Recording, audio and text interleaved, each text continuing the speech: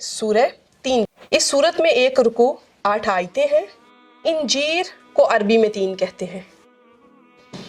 اس صورت کی پہلی آیت میں اللہ تعالیٰ نے انجیر کی قسم کھائی ہے، اسی مناسبت سے اسے سورہ 3 کہتے ہیں۔ اس صورت کا مرکزی مضمون یہ ہے کہ اس میں انسان اور اس کے عقیدے سے متعلق کلام کیا گیا ہے، اور مزید اس صورت کی ابتدا میں اللہ تعالیٰ نے انجیر، زیتون، مبارک پہاڑ، طور سینا اور امن والے شہر مکہ مکرمہ کی قسم کھا کر ارشاد فرمایا، بے شک ہم نے آدمی کو سب سے اچھی صورت میں پیدا کیا۔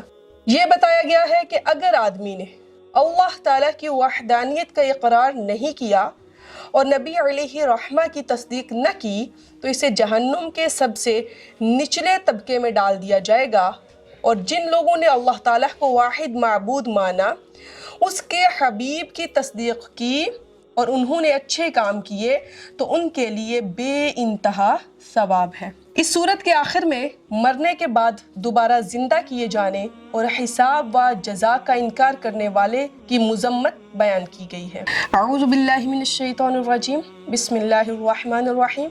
اللہ کے نام سے شروع جو بڑا مہربان رحم فرمانے والا ہے۔ والتین، انجیر کی، والزیتون، وطور السینین، اور طور سینا کی قسم، وہذا البلد الامین۔ کتنی قسمیں اللہ رب العزت نے کھائیں؟ 4 قسمیں کھائیں۔ والتین، انجیر کی قسم، والزیتون، زیتون کی قسم، وطور سینین، اور طور سینا کی قسم، وہذا البلد الامین۔ انجیر کے بارے میں حضرت ابو ذر رضی اللہ تعالیٰ عنہ سے روایت ہے کہ حضور علیہ السلام نے ارشاد فرمایا، انجیر کھاؤ۔ اگر میں کہوں کہ یہ وہ پھل ہے جو کہ جنت سے نازل ہوا ہے تو کہہ سکتا ہوں، کیونکہ جنت کے پھل میں گٹلی نہیں ہوتی، تو اسے کھاؤ کیونکہ یہ بواسیر کو ختم کرتا ہے، گینٹھیے کے درد سے بھی فائدہ پہنچاتا ہے۔ اگر کسی کو بواسیر کا مسئلہ ہے، گینٹھیے کا مسئلہ ہے، تو وہ انجیر کھائے، اللہ رب العزت نے اس میں شفا رکھی ہے۔ اور حضرت معاذ بن جبل رضی اللہ تعالیٰ عنہ سے مروی ہے کہ حضور علیہ السلام نے ارشاد فرمایا، برکت والے درخت زیتون کی مسواک بہت اچھی ہے، کیونکہ یہ منہ کو خوشبودار کرتی ہے اور اس کی بدبو کو زائل کرتی ہے، یہ میری اور مجھ سے پہلے انبیاء کی مسواک ہے۔ مفسرین کے نزدیک ہر اس پہاڑ کو طور سینا کہتے ہیں جہاں کثرت سے پھلدار درخت ہوں۔ اس سے معلوم ہوا جس جگہ اور جس مقام کو اللہ تعالیٰ کے مقبول بندوں کے ساتھ نسبت حاصل ہو جائے، وہ جگہ بھی اللہ تعالیٰ کی بارگاہ میں عظمت والی ہو جاتی ہے۔ حاضل بالد الامین، یہاں پہ حضور علیہ السلام کے شہر کی قسم کھائی، اور ان 4 قسموں کے بعد اللہ رب العزت نے کیا بیان فرمایا، لَقَدْ خَلَقْنَا الْإِنسَانَ فِي أَحْسَنِ تَقْوِيمٍ، بے شک یقیناً ہم نے انسان کو سب سے اچھی صورت میں پیدا کیا۔ انسان کی تخلیق سب سے زیادہ خوبصورت ہے۔ اللہ تعالیٰ نے اسے جانوروں کی طرح نہ جھکا ہوا رکھا ہے بلکہ سیدھی قامت والا بنایا، جانوروں کی طرح منہ سے پکڑ کر نہیں بلکہ اپنے ہاتھ سے پکڑ کر کھانے والا بنایا، اسے علم، فہم، عقل، تمیز اور باتیں کرنے کی صلاحیت سے مزین کیا۔ اور اگر انسان اللہ تعالیٰ کی دیگر مخلوقات کو سامنے رکھتے ہوئے اپنی تخلیق پر غور کرے تو یہ بات اس پر روز روشن کی طرح عیاں ہوتی ہے کہ اللہ تعالیٰ نے اسے حسن صوری اور حسن معنوی کی کیسی کیسی عظیم نعمتوں سے نوازا ہے۔ اس چیز پر جتنا زیادہ غور کیا جائے اتنا ہی زیادہ اللہ کی عظمت اور قدرت کی معرفت حاصل ہوتی ہے، اور اس عظیم نعمت کو بہت اچھی طرح سے سمجھا جا سکتا ہے۔ اس کے بعد اللہ رب العزت نے فرمایا، ثم، پھر، رددناہ، ہم نے اس کو لٹا دیا، پھر ہم نے کیا کیا، اس کو لٹا دیا، اسفل سافلین، نچلے سے نچلے طبقے کی طرف۔ اب اس سے کیا مراد ہوگا؟ اس کے 2 معنی مفسرین نے بیان کیے ہیں۔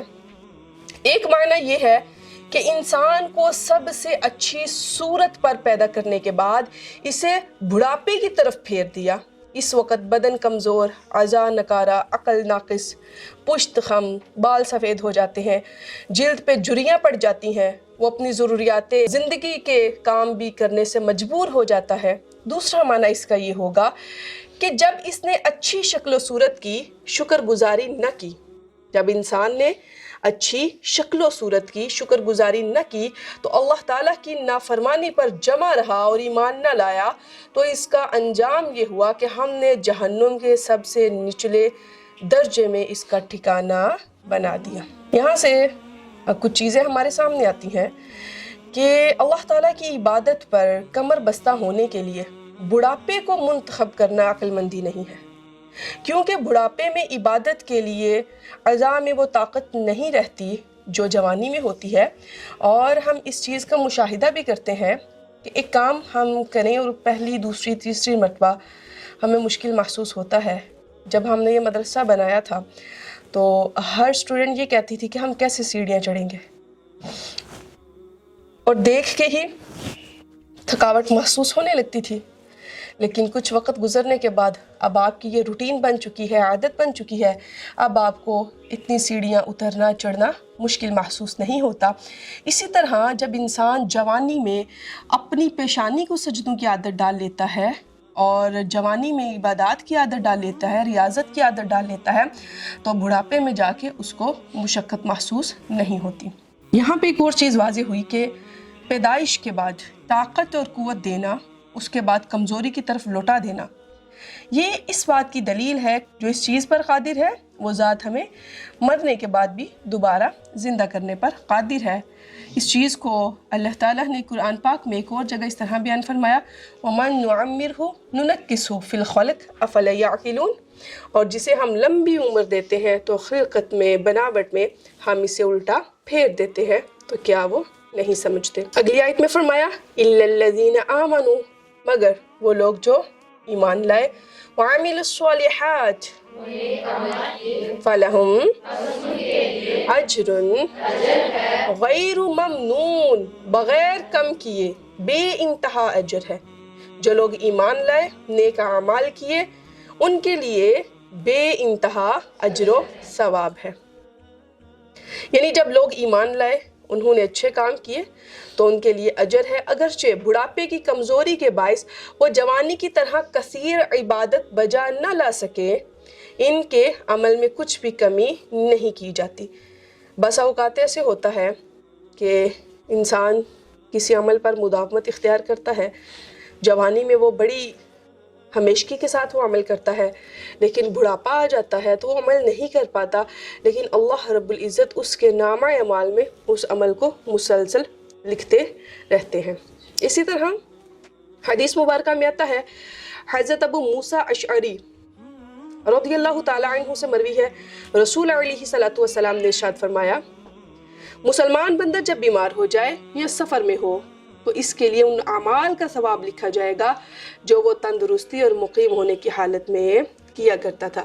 آپ اشراق سٹارٹ کر لیں، آپ چاشت پڑھنا شروع کر دیں، بسا اوقات آپ بیمار ہو گئے، آپ نفلی عبادت ادا نہیں کر پائے، لیکن آپ کے نامہ اعمال میں اس کا ثواب لکھا جاتا رہے گا۔ اگلی آیت مبارکہ میں فرمایا، فَمَا يُكَذِّبُكَ بَعْدُ بِالدِّينِ، تو اب کون سی چیز تجھے انصاف کے جھٹلانے پر آمادہ کرتی ہے؟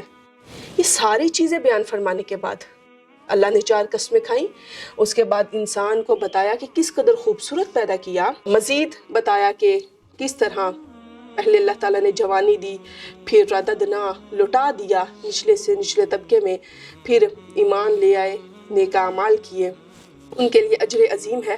ان ساری چیزوں کو بیان فرمانے کے بعد اللہ رب العزت فرماتے ہیں، تو اب کون سی چیز تجھے انصاف کے جھٹلانے پر آمادہ کرتی ہے؟ کیا چیز ہے جو تمہیں ماننے نہیں دے رہی؟ انسان کو اس میں غور و فکر کی دعوت دی گئی ہے۔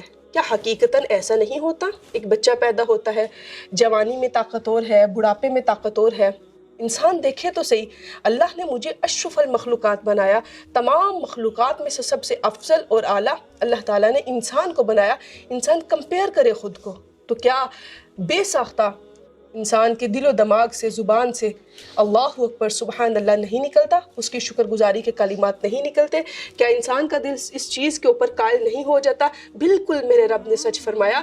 تو غور و فکر کے بعد اللہ رب العزت فرما رہے ہیں فما یکذبک، کون سی چیز جھٹلانے پر تجھے آمادہ کرتی ہے؟ بعد بالدین، انصاف کے بعد، انصاف کے بعد کون سی چیز تم کو جھٹلانے پر آمادہ کرتی ہے؟ آگے اللہ تعالیٰ کوسچن ایک پوچھ رہے ہیں انسان سے، الیس اللہ، کیا نہیں اللہ تعالیٰ بیحکم الحاکمین، تمام حاکموں سے بڑھ کر اللہ سب سے بڑا حاکم نہیں ہے؟ اللہ تعالیٰ اپنے بندے سے پوچھ رہے ہیں۔ حضرت عمر فاروق رضی اللہ تعالیٰ عنہ آپ فرمایا کرتے تھے جب میں چاہتا تھا کہ میں اللہ سے بات کروں تو میں نماز پڑھا کرتا تھا، اور جب میں چاہتا تھا کہ اللہ مجھ سے بات کرے تو میں قرآن پڑھا کرتا تھا۔ قرآن پڑھیں آپ کو لگے گا کہ اللہ تعالیٰ ہم سے بات کر رہے ہیں۔ اللہ تعالیٰ پوچھ رہے ہیں الیس اللہ بیحکم الحاکمین، کیوں نہیں، ہم تو بے ساختہ پکار اٹھیں گے بالکل اللہ تعالیٰ تمام حاکموں میں سے سب سے بڑا حاکم ہے۔ بلکہ حدیث مبارکہ میں آتا ہے، حضرت ابو ہریرہ رضی اللہ تعالیٰ عنہ سے مروی ہے کہ حضور علیہ السلام نے ارشاد فرمایا جو سورہ 3 پڑھے اور جب اس کی آخری آیت پر پہنچے الیس اللہ بیحکم الحاکمین، تو اس کو چاہیے وہ کہے بلا وانا علی ذلک من الشاہدین، کیوں نہیں، یقیناً میں اس بات پر گواہ ہوں میں سے۔ وآخر دعوانا ان الحمد للہ رب العالمین۔